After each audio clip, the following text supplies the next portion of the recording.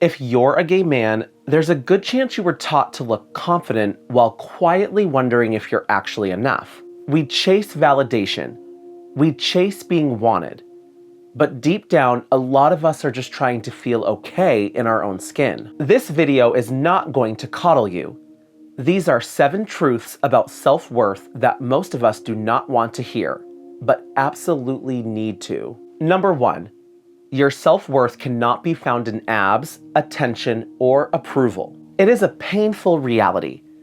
Many gay men have internalized the idea that being attractive is the most, or only, valuable thing they can be. In a community where hotness is often currency, it becomes easy to confuse desirability with identity. But the applause you get for your body, your style, or your confidence in curated photos is not the same as real self-worth. That constant craving for attention, whether through thirst traps, perfect selfies, or trying to be the fun one, often hides something deeper. It is the fear that if people saw the real you, without the performance, they might not stay. So you chase more validation, more hookups, more perfection.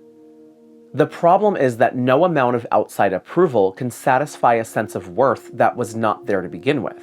It becomes a treadmill, exhausting, endless, and ultimately hollow. Even if you hit your physical or aesthetic goals, you will still feel that empty ache underneath if your self-esteem is conditional. You are already worthy, even when you are not desirable, not productive, not killing it. You do not have to hustle for the kind of value that is supposed to be your birthright. Number 2, your people-pleasing is not kindness. It is survival mode. Many gay men grew up learning that safety came from being likable, agreeable, and non-threatening. You may have learned to shrink yourself, smile when uncomfortable, or be the emotional caretaker in exchange for belonging. Let's be honest, that is not generosity. That is a trauma response. You might tell yourself that you are being nice, keeping the peace, or avoiding drama. Beneath that often lies a deep fear of being rejected if you stop performing. You mold yourself into who others need you to be because the idea of disappointing someone feels like danger. You may not even know where the real you begins because you have been playing roles your whole life. The charming one, the funny one, the emotionally intelligent one. True self-worth does not require you to sacrifice your needs to be accepted. It allows you to say no without guilt. It lets you be disliked without crumbling.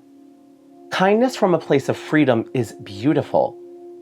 Kindness rooted in fear is self-erasure in disguise. You are not on this earth to make everyone else comfortable. Number 3, you have confused being wanted with being loved. For many gay men, especially those who spent years feeling unseen or undesirable, the first taste of being wanted can feel intoxicating. There is a difference between being sexually desired and being emotionally cherished. The flirty texts, the compliments, and the attention can feel like proof that you are finally enough. But that is not love. That is lust. That is projection. That is chemistry. Chasing desire can be a form of self-soothing. If someone wants you, you must be lovable, right? This belief is dangerous because it often leads you to settle for breadcrumbs of attention rather than wait for the full meal of intimacy. You keep choosing partners who spark your craving for validation and never meet your need for safety, depth, and connection. You may even start performing your desirability, being more sexual than you want to be, dressing or acting a certain way, and staying silent about what you really need just to keep being wanted. Over time, that robs you of true intimacy. Being wanted is easy. Being loved, fully, honestly, with your flaws and fears, takes courage.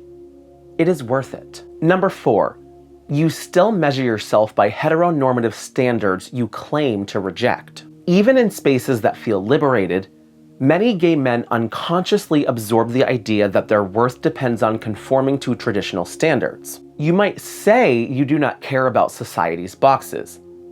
Inside, there is often shame about not being the masculine, successful, partnered, home-owning, perfectly adjusted man you were taught to admire. You compare yourself to straight peers and feel behind. You criticize others for being too much or too flamboyant, not realizing you are echoing the same judgments that were once aimed at you. This internal policing of yourself and others is leftover conditioning from a world that made you feel like who you were was wrong. Heteronormativity is not only about marriage or gender roles. It is the belief that you have to earn love by becoming palatable. If you do not unpack that belief, it will quietly shape how you date, who you befriend, and even what dreams you pursue. Real freedom begins when you stop trying to win by their rules and start creating your own. Number 5, you cannot shame yourself into healing. Self-criticism often masquerades as motivation.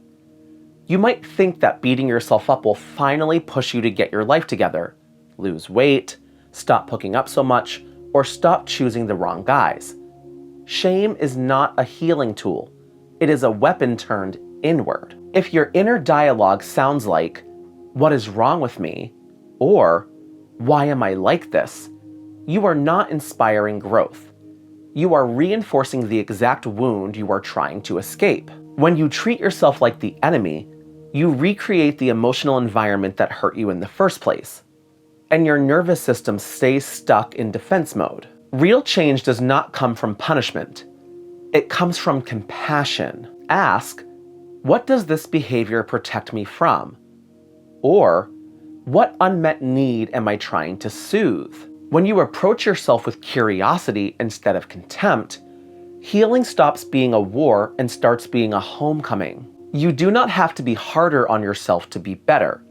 You have to be kinder to yourself to be free. Number 6, your low self-esteem might be the reason your relationships do not last, not just bad luck. It's easy to blame your love life on the apps, the scene, or the endless supply of emotionally unavailable men. All of that plays a role, but sometimes the common denominator in your patterns is you, and more specifically, the part of you that does not believe you deserve healthy, safe, and secure love. If you grew up feeling unworthy, you may feel drawn to people who replicate that dynamic. People who are distant, critical, hot and cold. Even though it hurts, it feels familiar. When someone genuinely wants to be close to you, you may find reasons to run, get bored, or sabotage it, because it feels uncomfortable to be fully seen and accepted. Low self-esteem builds a love blueprint based on chasing, proving, and performing. Real intimacy feels risky. Until you unlearn those beliefs, you will keep replaying the same heartbreak and calling it fate when it is a pattern. You are worthy of a love that does not need fixing, chasing, or earning. You have to believe that, or you will keep choosing people who reflect your doubt instead of your worth. Number 7, you are not broken, but you are responsible for your healing. What happened to you, the rejection, the bullying, the hiding, and the shame, was not your fault. You were shaped by a world that told you that who you are is too much, not enough, or inherently wrong. Carrying that kind of pain is heavy. It explains a lot. It is not your fault, and it is your responsibility.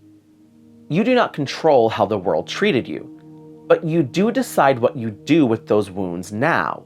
You can let them define you by staying in cycles of avoidance, addiction, or despair. You can also face them, tend to them, and choose something different, slowly and deliberately. This does not mean perfection. It does not mean pretending you are fine. It means refusing to let your past be the blueprint for your future. No one is coming to rescue you. Not a boyfriend, not success, not the perfect body. No one has to rescue you because you are not broken. You are allowed to be both a masterpiece and a work in progress. The progress part is on you. No one can do the inner work for you. Once you start, you may be surprised by how much power you had all along. You do not need to be hotter, nicer, or more put together. You need to start believing that who you are, underneath the performance, was always enough. Thanks for watching. If you are a gay man and these conversations speak to you, hit subscribe. I post new videos every week about the things we go through: love, identity, healing, and everything in between. I would love to have you be part of this community. Take care of yourself, and I will see you in the next one.